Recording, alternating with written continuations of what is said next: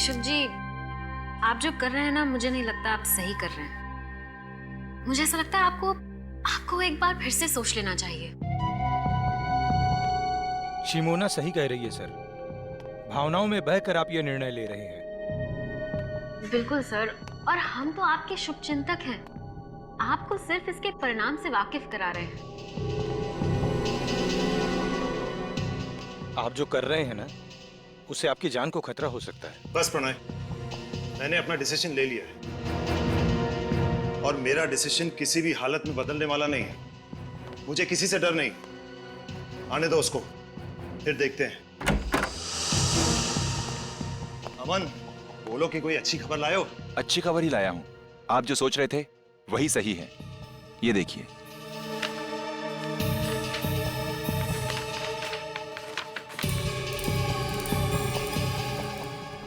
Simona, वो कागजात देना। जी। पेन।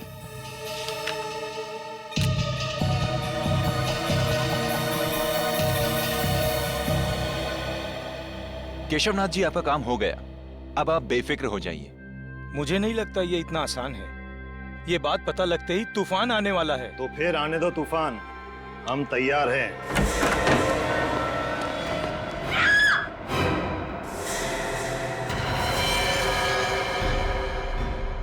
तुम्हें चेतावनी दी गई थी मिस्टर केशव, और चेतावनी सिर्फ एक बार दी जाती है। अगली बार तो सिर्फ गोली।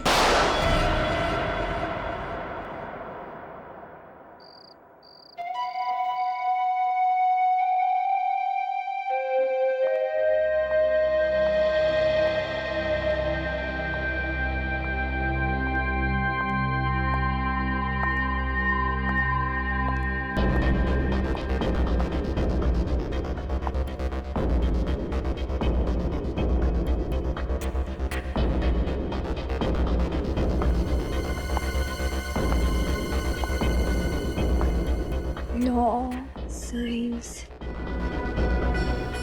all books, shelf number 2.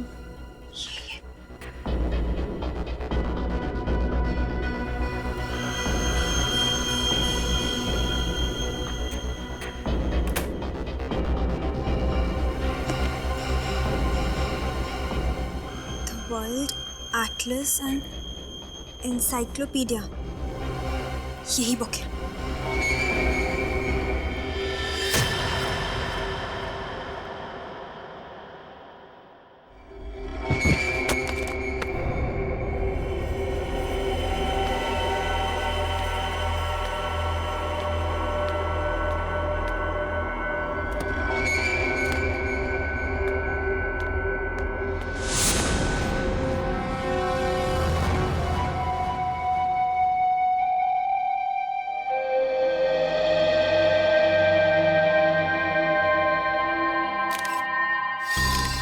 इसके गले में छेद है।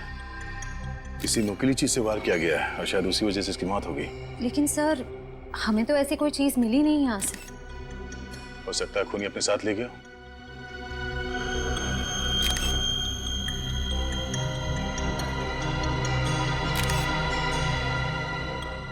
सर, कोई मोबाइल, कोई आईडी कार्ड नहीं है। सर, एक मिनट।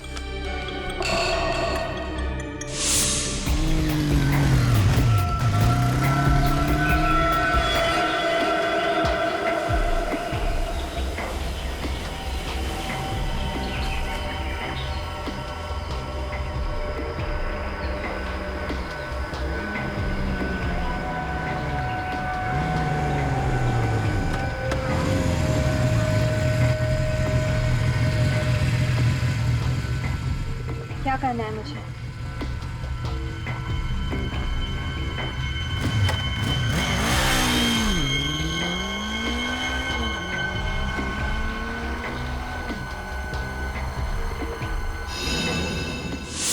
ये चिट्ठी इसकी जेब से मिली है। सेंट्रल लाइब्रेरी, तीसरा माला, शेल्फ नंबर 2। ये लड़की रात के 1:30 बजे वर्ल्ड एटलस बुक लेने के लिए आई थी यहाँ पे। क्यों? हाँ सर, और सर वो किताब यहाँ से गायब भी है। ओह, बड़ी अजीब बात है। रात के 1:30 बजे ये लड़की यहाँ वर्ल्ड एटलस बुक लेने आती है और उसी की मौत हो जाती है, और वो बुक भी यहाँ से गायब है। इसका मतलब है कोई और भी था जो बुक लेने के लिए आया था। उस किताब में ऐसा क्या हो सकता है? सर वो तो एक सिंपल मैप्स की बुक है। बुक भले ही सिंपल हो, लेकिन कोई ना कोई बात तो जरूर है सर। लगता है उस बुक के साथ छेड़छाड़ की गई होगी। सचिन, बाहर जाके पता करो किसी ने इन लोगों को अंदर बाहर आते जाते देखा है क्या। ये वर्ल्ड एटलस बुक आखिरी बार कौन लेके गया था? Sir 1 minute.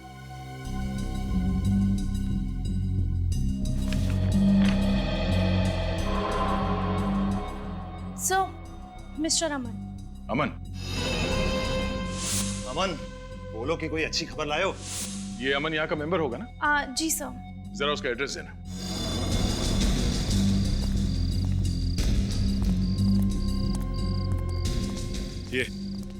ये पीछे का गेट तो हमेशा बंद रहता है।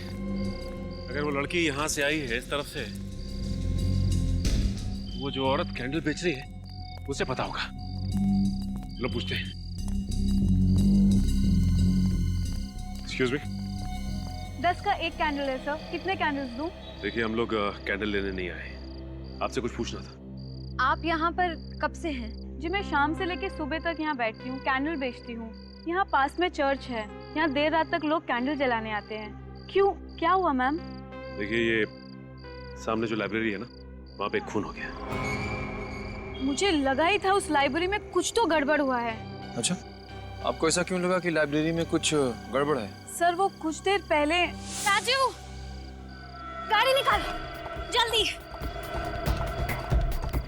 मैडम 10 रुपए का 1 कैंडल है, प्लीज ले लीजिए मैम। शिमोना, वो कागजात देना। जी मुझे नहीं चाहिए। मैम कहा ना नहीं चाहिए। Ma'am please. Driver city market जल्दी। क्या 2 बजे रात को वो सिटी मार्केट जाना चाहती थी? आपने ठीक से सुना था? जी हाँ, मैंने बराबर सुना था। आपने उसका चेहरा तो देखा होगा ना? जी हाँ, मुझे याद है। मिस्टर अमन का यही घर है? जी हाँ। और ये?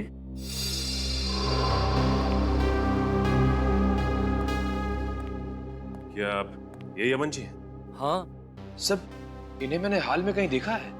हाँ सर, चेहरा जाना पहचाना लग रहा है, लेकिन याद नहीं आ रहा है कहाँ देखा है सर। जरूर देखा होगा, अमन सर बहुत बड़े वकील हैं। आपने टीवी पर किसी इंटरव्यू में देखा होगा उन्हें। अच्छा, तो आपके साहब बड़े वकील हैं?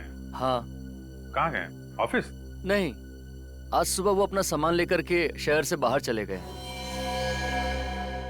इस अमन जी ने आखिरी बार लाइब्रेरी से वर्ल्ड एटलस की किताब ली और लाइब्रेरी में वापस कर दी। उसके बाद से गायब है।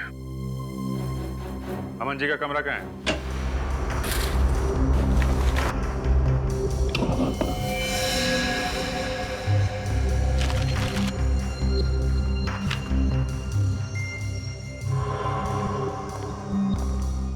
सर अलग अलग देशों के कटे हुए नक्शे मिले हैं।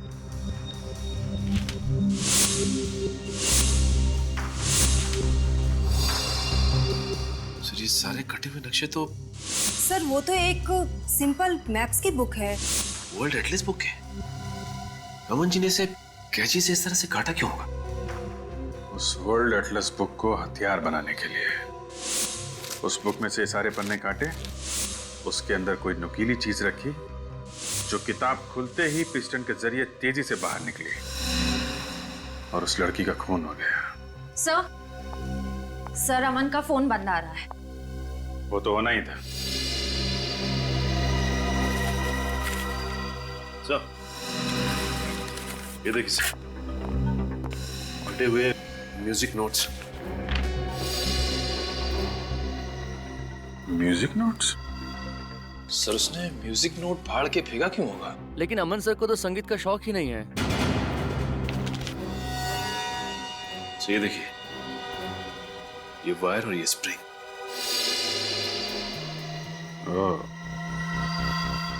मिस्टर अमन का लाइब्रेरी से वर्ल्ड एटलस बुक का लाना, उसके उसके पन्नों के साथ छेड़छाड़ करना और वापस बुक लाइब्रेरी में रख देना। उसके बाद एक लड़की का लाइब्रेरी में से उसी बुक को लेना और उस बुक से उसका खून हो जाना और मिस्टर अमन का गायब हो जाना। ये कोई इत्तेफाक नहीं है, साजिश है, साजिश। सोची समझी साजिश। रात के 1:30 बजे एक अनजान औरत सेंट्रल लाइब्रेरी में घुसती है और वहां से एक ऐसी किताब उठाती है जिसके अंदर हथियार छुपा के रखा गया था और शायद कोई संदेशा भी। और उसी हथियार से उस अनजान औरत का खून हो जाता है। फिर कोई वो किताब चुरा लेता है, वो भी एक अनजान औरत। सर, मुझे ऐसा लगता है कि दोनों औरतों को वर्ल्ड एटलस की जरूरत होगी और बुक एक ही थी, इसलिए दोनों में झगड़ा हो गया। दूसरी वाली औरत ने पहली वाली को मार दिया और बुक ले ली। सर, रात के 1:30 बजे एटलस को लेकर दोनों औरतों के बीच में झगड़ा हुआ और एक ने दूसरे को मार दिया। केस खत्म, है ना? वाह।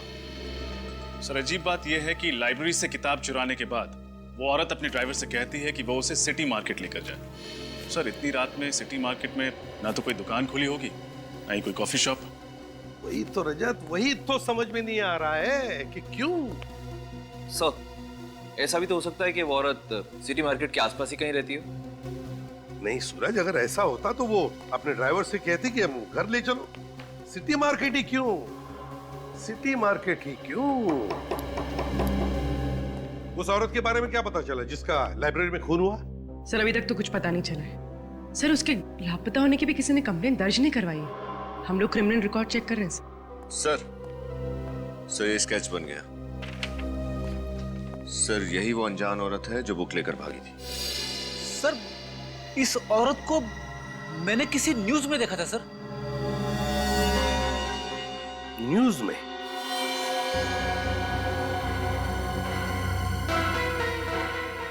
न्यूज में? अब याद आ गया, अब याद आ गया। उद्योगपति केशवनाथ जी के फार्म हाउस में जो आग लगी थी उसकी खबरें सारे अखबारों में छपी थी। उसी में मैंने इन दोनों का फोटो देखा है। सर, ये हादसा तो 2 हफ्ते पहले ही हुआ था। पूर्वी सर, ये अखबार में जिस औरत का फोटो है उसकी शक्ल और ये स्केच वाली औरत की शक्ल कितनी मिलती जुलती है। सर, लेकिन ये तो शिमोना है।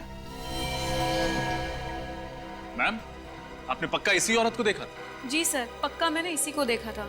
सर, अगर शिमोना जिंदा है तो अमन ने पुलिस में झूठी रिपोर्ट क्यों लिखवाई? सर, और शिमोना ने लाइब्रेरी में उस लड़की की हत्या क्यों की? कोई ना कोई राज जरूर था केशवनाथ जी के फार्म हाउस में जो उस आग में जलकर खाक हो गया।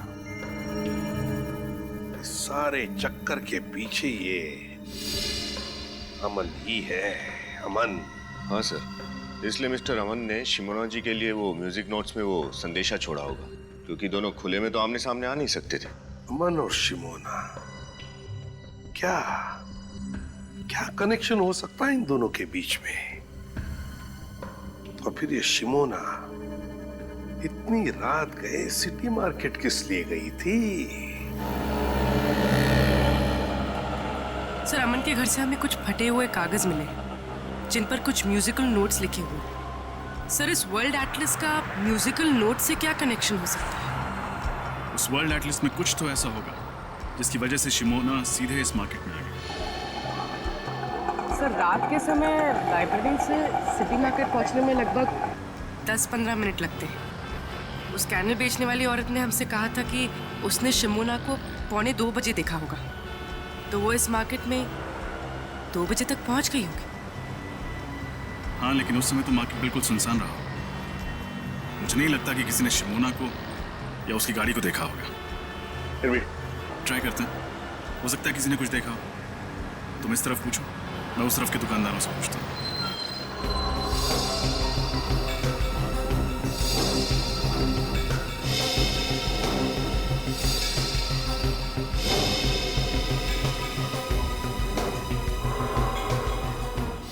सर, आखिर आप क्या ढूंढ रहे हैं?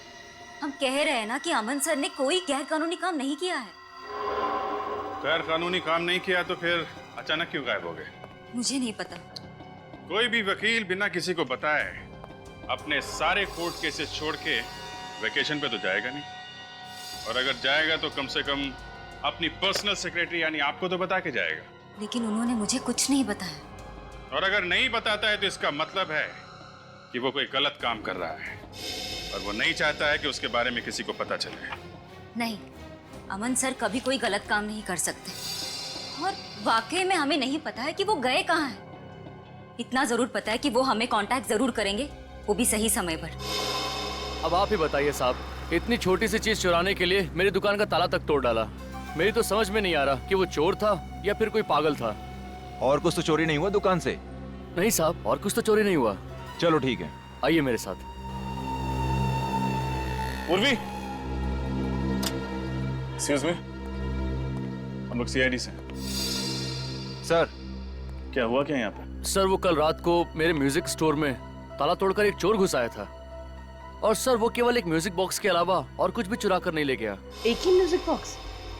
उसके अलावा उसने कुछ भी नहीं चुराया? जी मैडम, वो चोर देर रात को आया होगा जब पूरा मार्केट बंद हो जाता है, चारों ओर सुनसान हो जाता है, तभी तो किसी ने कोई आवाज भी नहीं सुनी। हो सकता है शिमोना ने ही वो म्यूजिक बॉक्स चुराया। अच्छा, ये म्यूजिक बॉक्स आपके पास था कब से? सर कल सुबह ही एक सेल्समैन देकर गया था। कल सुबह? जी मैम, उस सेल्समैन ने बतौर सैंपल वो म्यूजिक बॉक्स मेरे पास रखा था और कहा था कि एक म्यूजिक कंपनी ने एक नया आइटम लॉन्च किया है, वो म्यूजिक बॉक्स में कस्टमर को दिखाकर मैं और 20 के ऑर्डर भी ले लूंगा। और उसने कहा कि वो 2 दिन के बाद आएगा ऑर्डर लेने के लिए, तभी वो सैंपल वाला म्यूजिक बॉक्स लेकर जाएगा। सर उसने वो सैंपल पीस बेचने के लिए मना किया था। अब आप ही बताइए मैं उसको क्या जवाब दूंगा। ये सेल्समैन पहले भी आया था आपकी दुकान पर? जी नहीं सर, वो सेल्समैन हमारे लिए नया था, पहले कभी नहीं देखा। यही था? हाँ सर, यही था वो आदमी। Thank you. मुझे लगता है अमन यहाँ सेल्समैन बनकर आया और उसने इस दुकानदार को वो म्यूजिक बॉक्स बतौर सैंपल दिया ताकि ये दुकानदार उसे बेच ना पाए और शिमोना आकर उसे चुरा ले। सर जरूर उस किताब में कोई कोड या मैसेज होगा जिसमें लिखा होगा कि शिमोना को म्यूजिक बॉक्स इस मार्केट से चुराना है। लेकिन सेंट्रल लाइब्रेरी से सिटी मार्केट से म्यूजिक बॉक्स, ये कोड्स का चक्कर कुछ समझ में नहीं आया।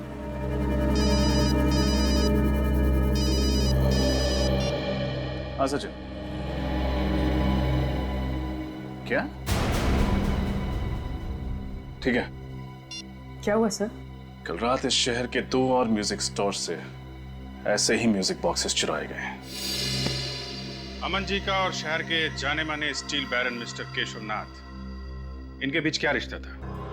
सब मिस्टर केशवनाथ अमन सर के क्लाइंट थे और वो अक्सर हमारे ऑफिस में आया करते थे। अमन सर मिस्टर केशवनाथ का लीगल काम संभाल रहे थे जो गुप्त रखा गया था। जी सर, और इसी सिलसिले में एक दिन उनकी बेटी मीनार भी हमारे ऑफिस में आई थी सर। मीनार तुम? मैम, हम लोग यहाँ पे कुछ इंपॉर्टेंट काम कर रहे हैं, प्लीज आप बाहर जाइए। तुम चुप करो और निकलो यहाँ से। और तुम अमन, अगर मेरे पापा को बहकाना बंद नहीं किया ना तो उसका नतीजा बहुत बुरा होगा। मैम, ये आप क्या कर रही हैं? पागल हो गई है क्या आप? मिस्टर अमर केशवनाथ जी का ऐसा कौन सा गुप्त काम संभाल रहे थे जिसकी वजह से मिसेस मीनार को उन्हें जान से मारने की धमकी देनी पड़ी? सर हमें वाकई में कुछ नहीं पता क्योंकि अमन सर मिस्टर केशवनाथ का काम खुद संभालते थे। हाँ सर, और इस केस के बारे में उन्होंने मुझे भी कुछ नहीं बताया सर। सर। हाँ बेटी। सर केशवनाथ जी के कोई भी लीगल पेपर्स इस ऑफिस में नहीं है, मगर सर ये मिसेस मीनार को अमन पे इतना गुस्सा क्यों आया? और सर ये अमन फार्म हाउस में लगी आग के सिर्फ एक गवाह थे या वो जानते थे कि आग लगने से पहले वहां क्या हुआ था? ये तो केशवनाथ जी के फार्म हाउस पे जाके ही पता चलेगा। जरा मिसेस मीनार को भी वहां बुलवाओ।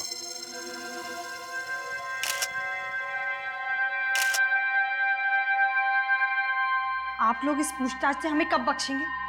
2 हफ्ते पहले हुए इस हादसे को आप लोग भूल क्यों नहीं जाते? माना कि फार्म हाउस में आग लगी थी, but it was just an accident. Relax Minar, relax.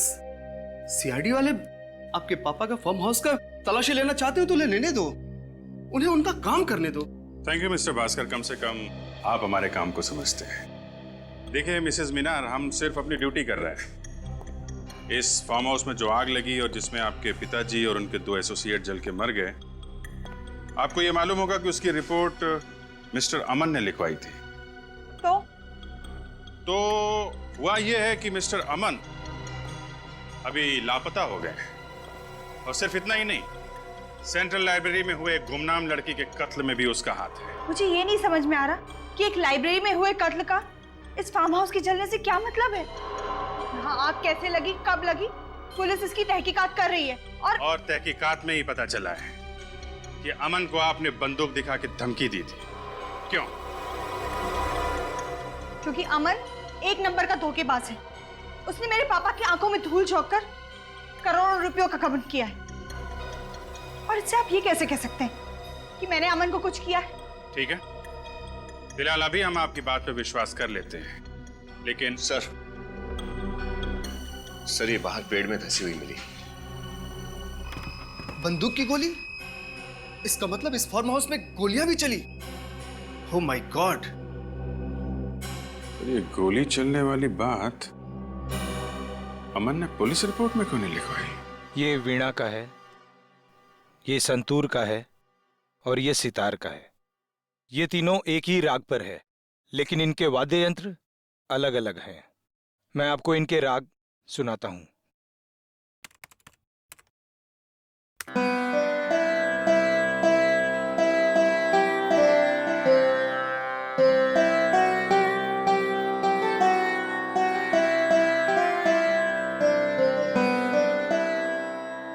ये वीणा था, अब आप संतूर सुनिए।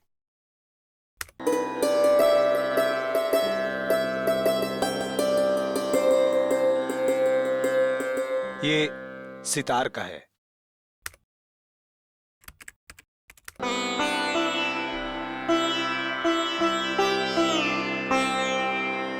कहीं इन नोट्स में कुछ छुपा हुआ संदेश तो नहीं है, कोई हिडन मैसेज? नहीं नहीं, ये तो शुद्ध संगीत है। अब आपके वक्त और आपकी मदद के लिए शुक्रिया। नमस्कार। ये अमन तो एक वकील है ना, तो भला एक वकील शिमोना को शास्त्रीय संगीत के जरिए अपना मैसेज क्यों भेजेगा? सर, और शिमोना ने वही म्यूजिक बॉक्सेस चुराए हैं जिसपे ये एक ही राग 3 अलग अलग म्यूजिकल इंस्ट्रूमेंट्स पे बजाए गए हैं। सर, हो सकता है कि इन 3 अलग अलग इंस्ट्रूमेंट से बजाया गया राग किसी व्यक्ति या किसी जगह के बारे में इशारा कर रहा हो। अब बस ये पता करना है कि संगीत के सुर किस जगह या फिर किस इंसान से जुड़े हुए हैं। मिसेस मीनार, अब तो आपको यकीन हो गया होगा कि फार्म हाउस में आग लगना कोई हादसा नहीं था। यहाँ पे गोलियां चली थी, गोलियां। सर, हाँ बेटी। सर, पुलिस की फॉरेंसिक रिपोर्ट के मुताबिक उस वक्त यहाँ पे जो थे वो सब आग में जलकर राख हो गए थे, और उनकी बाकी बची जो हड्डियां हैं वो अभी भी उन्हीं के लैब में है। तो एक काम करो, उन हड्डियों को अपने फॉरेंसिक लैब में भिजवा दो, डॉक्टर साळुंखे के पास। Yes sir. What nonsense! मुझे अपने पापा का अंतिम संस्कार करना है।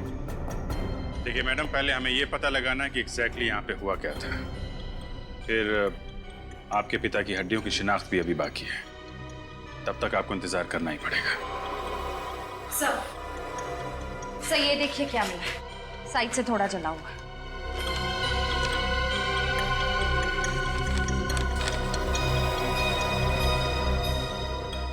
DNA print. हड्डियां तो बुरी तरह जल गई हैं, इनके चेहरे अच्छे से बन पाएंगे? हाँ अभिजीत, इस फेस कंस्ट्रक्शन सॉफ्टवेयर के जरिए आप मौका वारदात पर पाई गई खोपड़ी का फेस कंस्ट्रक्ट करने की कोशिश तो करें।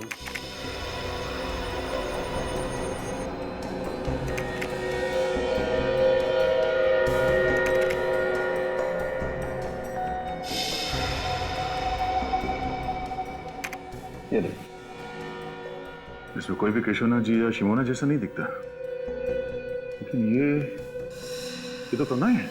यानी कि प्रणय वाकई में उस रात जल के मर गया था? नहीं ब्रेडी, प्रणय की मौत गोली लगने की वजह से हुई। ये दोनों कौन है? मेरे जरा इन लोगों को बुला के ला। आइए।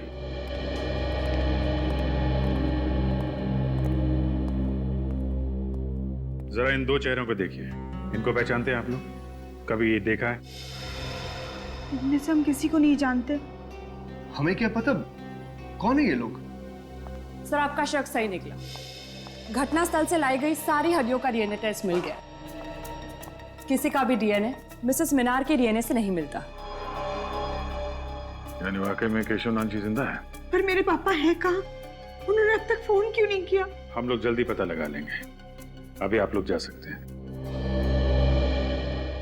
अच्छा तारिका, वो फार्म हाउस पे जो डीएनए की रिपोर्ट मिली थी उसका क्या हुआ? ये डीएनए प्रिंट एक 25 से 30 साल की औरत का है जिसका केशव नाथ जी के साथ जेनेटिक लिंक है। और एक बात सर, ये औरत को एक बहुत ही असामान्य बीमारी है, एक्वाजेनिक प्लूराइटिस। ये बीमारी है क्या? यह एक बहुत ही रेयर जेनेटिक डिसऑर्डर है। इसके रोगी को पानी से एलर्जी होती है। जरा सा भी पानी अगर शरीर में कहीं भी लग जाए तो बहुत जबरदस्त एलर्जी होती है, खुजली होती है। बारिश का पानी, पसीना, यहाँ तक कि हवा में अगर जरा सी नमी भी बढ़ जाए तो रिएक्शन होता है। और इस इंसान को इतनी खुजली होती है कि कई बार तो इसकी मौत हो जाती है खुजली की वजह से। तो बहुत भयानक बीमारी है। ऐसे पेशेंट जिंदा कैसे रहते हैं? एंटी एलर्जिक दवा खा करके, ताकि इससे लड़ने की क्षमता बढ़ा सके। ऐसे रोगी को हॉस्पिटल में अल्ट्रावायलेट बी पॉजिटिव फोटोथेरेपी दी जाती है। ये पेशेंट्स पानी पी सकते हैं? पी सकता है, लेकिन सिर्फ मिनरल वाटर। अगर जरा सा भी क्लोरीन का पानी पिया तो पूरे शरीर में बुरी तरह से रैशेज हो जाते हैं।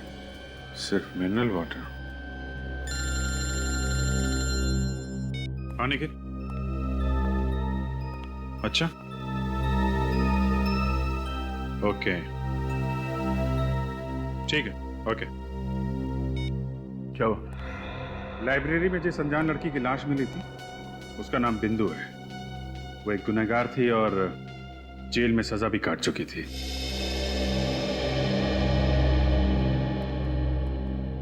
सीआईडी मुंबई टीम से आपसे सुबह फोन पे बात हुई थी। यस सर, बैठिए ना। जी नहीं, इट्स ओके। आपको बिंदु के बारे में जानकारी चाहिए ना? जी हाँ, क्या बता सकते हैं आप बिंदु के बारे में? ये तो आपको किमी ही बता सकती है। किमी? कौन किमी? किमी और बिंदु दोनों एक ही सेल में थी और दोनों एक ही दिन रिहा हो गए।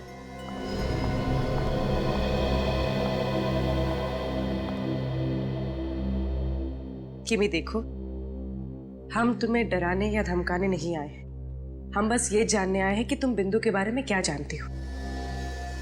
वो बिंदु क्या? बिंदु ने मेरे को पैसे का लालच दिया था और बोला था किसी काम में उसका साथ देने को। कैसा काम? वो तो सर उसने नहीं बताया। किसने सौंपा था काम? सब ये भी नहीं बताया उसने। बोला था टॉप सीक्रेट है। और साहब मैंने पूछा भी नहीं, अपने को तो सिर्फ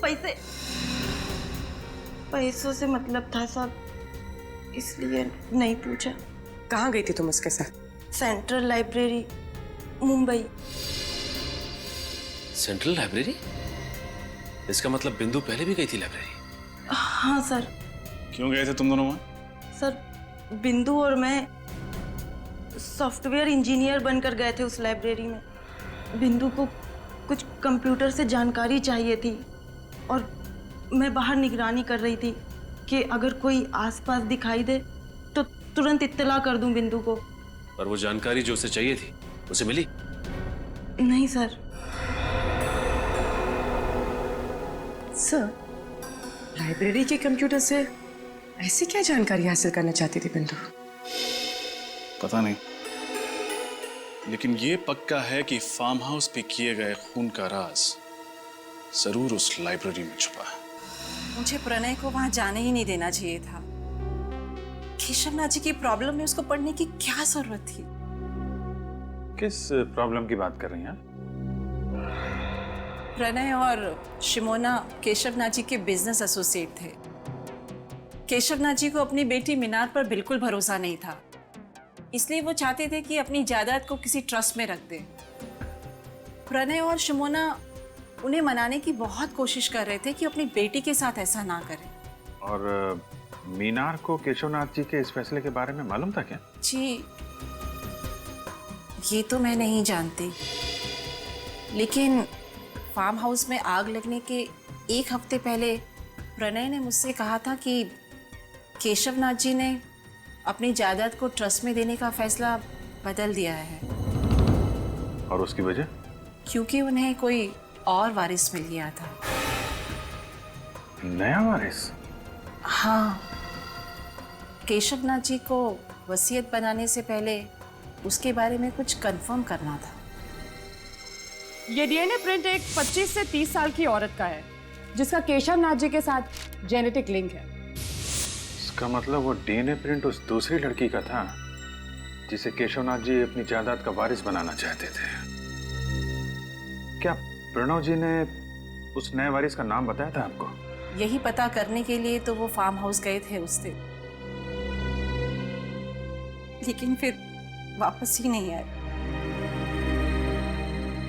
मतलब ये सारा केस केशवनाथ जी की जायदाद से जुड़ा हुआ है, जो अपनी बेटी को नहीं बल्कि किसी और रिश्तेदार को देना चाहता है।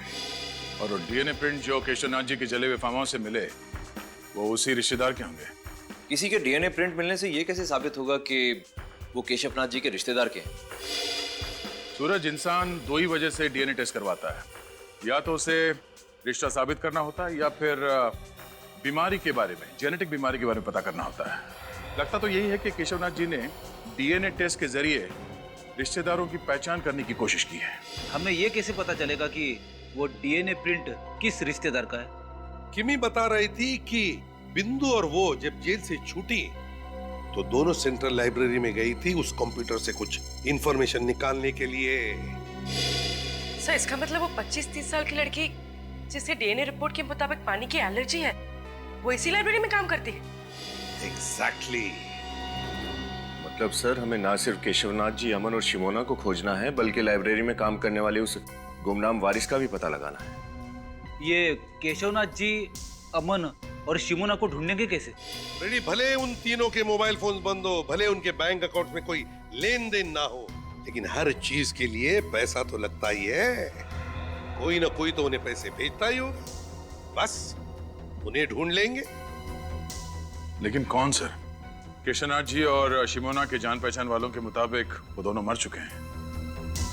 दया, ये अमन तो जिंदा है, और फिर अभिजीत ने तो कहा ही था ना कि अमन की सेक्रेटरी विनीता काफी वफादार है। सर, उन 3 म्यूजिक बॉक्सेस का क्या राज है? वो अमन ने शिमोना के लिए 3 अलग-अलग दुकानों में क्यों रखे थे? अमन को पता था कि कोई उसका पीछा कर रहा है, इसीलिए वो तीनों म्यूजिक बॉक्सेस में शिमोना के लिए संदेश भेजता था। दया, लेकिन पता लगाना पड़ेगा इस केशवनाथ जी का म्यूजिक से क्या संबंध है। और एक काम, इस अमन की सेक्रेटरी विनीता पर नजर रखो, विनीता पर नजर रखो।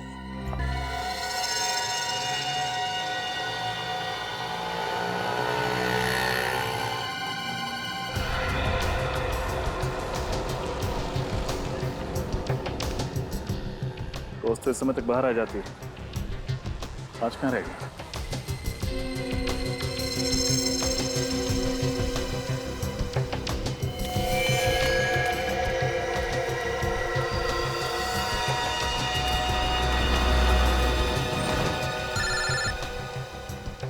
सर, ये पैदल ही आई है, शायद ऑटो का वेट करे। अच्छा,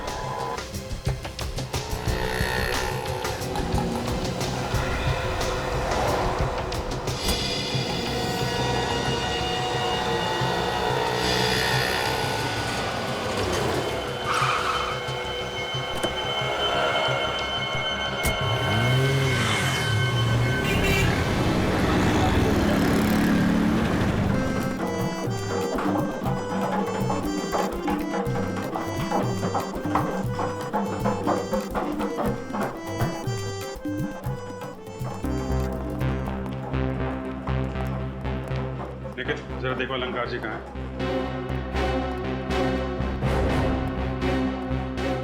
अरे भाई, वो संतूर का क्या हुआ? अलंकार जी। जी अलंकार जी, हम सीआईडी से हैं और आपसे कुछ पूछताछ करना चाहते हैं। जी पूछिए। इस म्यूजिकल स्कूल को बनाने वाले केशवनाथ जी के फार्म हाउस में जिस दिन आग लगी, उस दिन वो आपसे 2 बार मिलने आए थे, क्या ये सच है? जी हाँ, ये बात सच है। शिमोना यहाँ 3 म्यूजिकल बॉक्सेस लेकर आई थी।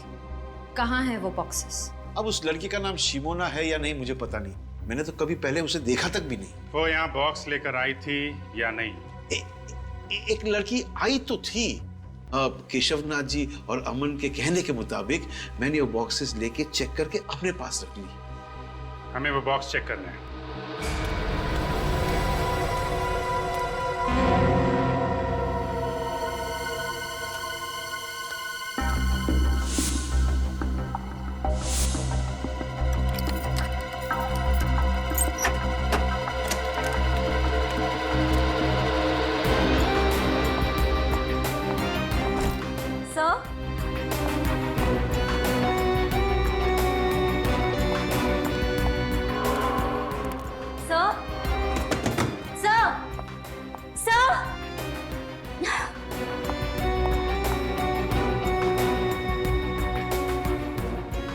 चले गए सब के सब?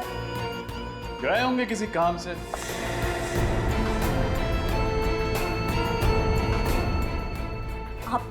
आप लोग यहाँ? जी हाँ, हम लोग यहाँ क्योंकि हमारा तो काम ही है गुनहगारों को पकड़ना। लेकिन मैं गुनहगार नहीं हूँ, मैं सच में गुनहगार नहीं हूँ। कुछ नहीं किया है मैंने। गोली मत चलाना प्लीज, बंदूक पीछे रखो, बहुत डर लगता है मुझे बंदूक। और झूठ बोलने से डर नहीं लगता? मुझे माफ कर दो सर, मैंने झूठ कहा था कि मैं अमन सर के बारे में कुछ नहीं जानती। मैं तो सिर्फ उनके ऑर्डर्स को फॉलो कर रही थी। अमन सर, मिस्टर केशवनाथ और शिमोना मैडम यही छुपे हुए थे। इसका मतलब ये तीनों इस षड्यंत्र में मिले हुए थे। तुम्हारे पास अमन और शिमोना का नंबर होगा? हाँ सर। फोन लगाओ, पूछो कहाँ है।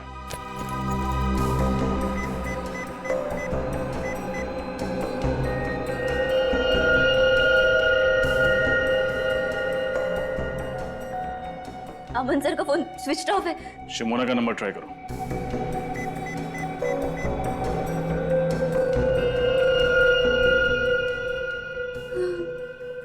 उनका फोन भी बंद है।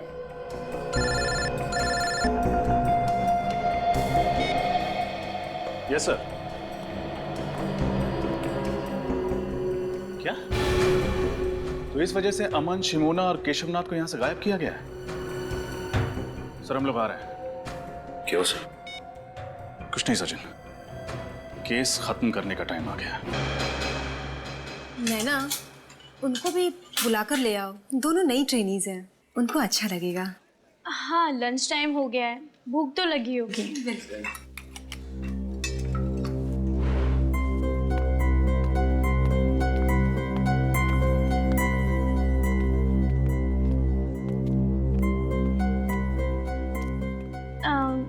Excuse me. हाय, मेरा नाम नैना है। चलो साथ में लंच करते हैं। दीप्ति,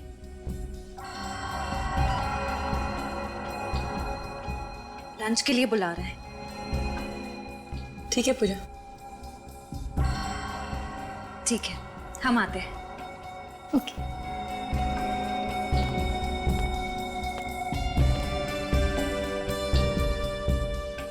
ये लाइब्रेरी बहुत बड़ी है, एक्स्ट्रा स्टाफ की जरूरत नहीं थी, फिर भी ट्रस्ट वालों ने तुम दोनों को यहाँ पर जॉब दी। अच्छी बात है। लेकिन हम लोग तो यहाँ बस कुछ ही दिनों के लिए हैं ट्रेनिंग पर। वैसे लाइब्रेरी में इतने ही स्टाफ मेंबर्स हैं या और कोई भी है? नहीं तो हम ही सब हैं, काम मैनेज हो जाता है। अब थैंक्स, मैं बाहर का पानी नहीं पीती, मैं अपना पानी खुद कैरी करके चलती हूँ। क्यों? आपका पानी हमारे पानी से अलग है क्या? हाँ, ये पानी घर से लेके आती है, इसे बाहर के पानी से एलर्जी है। पानी से एलर्जी? कहीं आप मजाक तो नहीं कर रही? वो मजाक नहीं कर रहे, सच्ची बोल रही है। एक्चुअली क्या है, मैं अगर क्लोरीन का बाहर का पानी पीऊं तो उससे मेरी मौत भी हो सकती है। इसके रोगी को पानी से एलर्जी होती है और इस इंसान को इतनी खुजली होती है कि कई बार तो इसकी मौत हो जाती है खुजली की वजह से। ये पेशेंट्स पानी पी सकते हैं? पी सकता है, लेकिन सिर्फ मिनरल वाटर। अगर जरा सा भी क्लोरीन का पानी पिया तो पूरे शरीर में बुरी तरह से रैशेज हो जाते हैं। क्या? I'm so sorry. No no, it's okay.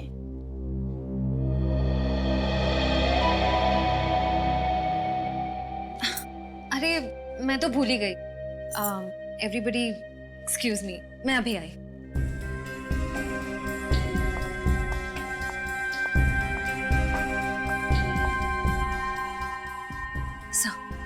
Sir, नैना वही लड़की है जिसे केशव नाथ जी अपना वारिस बनाना चाहते थे। क्या वसीयत उसके हाथ लग गई? नो, फिर तो वो नैना पर हमला करने की जरूर कोशिश करेगा। डोंट वरी सर, हम नैना पर नजर रखेंगे। Yes sir. नैना बैठो।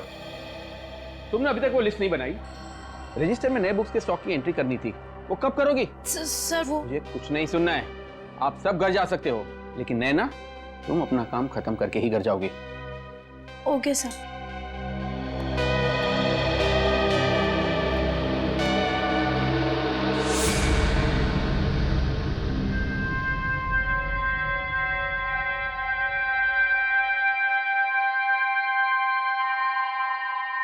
उफ,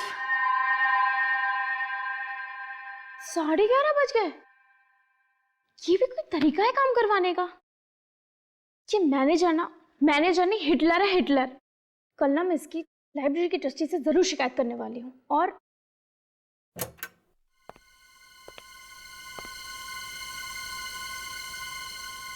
कौन है? सिक्योरिटी, सिक्योरिटी,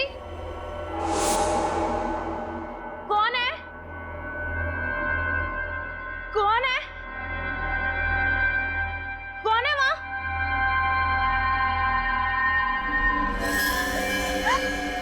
कौन हो तुम?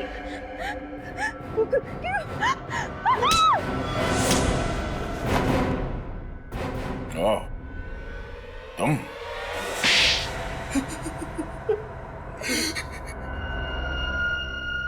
मैंने रात दिन इसलिए मेहनत नहीं की थी कि मेरे ससुर जी अपनी सारी जायदाद अपने किसी दूर के रिश्तेदार को खैरात में दे दे। मुझे शर्म आती है तुम्हें अपना दामाद कहते हुए। और आप अपनी सगी बेटी को छोड़कर किसी दूर के रिश्तेदार को अपनी सारी जायदाद कर देते हो, वो क्या अच्छा था?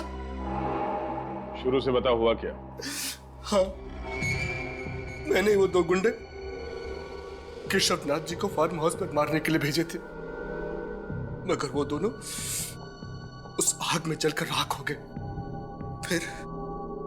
फिर मुझे पता चला अमन मुझसे कुछ छुपा रहा है, इसलिए मैंने उस पर नजर रखना शुरू कर दिया। फिर मुझे पता चला कि केशव नाथ जी और शिमोना उस आग में नहीं जले थे, दोनों बच गए थे। और सब उस व्हील को मुझसे छुपा रहे थे। और अमन को पता चल गया था तुम्हारे इरादों के बारे में, इसलिए उसने खुफिया तरीके से शिमोना को वो वसीयत कहाँ है ये बता दिया। हाँ। और इसी चक्कर में वो बिंदु मारी गई, जिसे तुमने यहाँ सिर्फ इसलिए भेजा था कि वो ये पता लगाए कि वो रिश्तेदार है कौन जो यहाँ काम करती है ना? हाँ। केशवनाथ जी के फार्म हाउस में आग किसने लगाई? वो आग मैंने लगाई थी सर, ताकि लोगों को लगे कि केशवनाथ जी और शिमोना और प्रणय उस आग में तीनों जलकर मर गए। अब तुम सारी जिंदगी जेल के सलाखों के पीछे अपने गुनाहों की गिनती करते रहना। अब मिस्टर अमन, आपने केशवनाथ जी की मदद की, अच्छा काम किया, मगर मदद करने का तरीका गैर कानूनी था।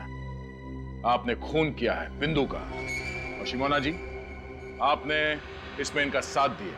आप दोनों को भी गिरफ्तार किया जाता है।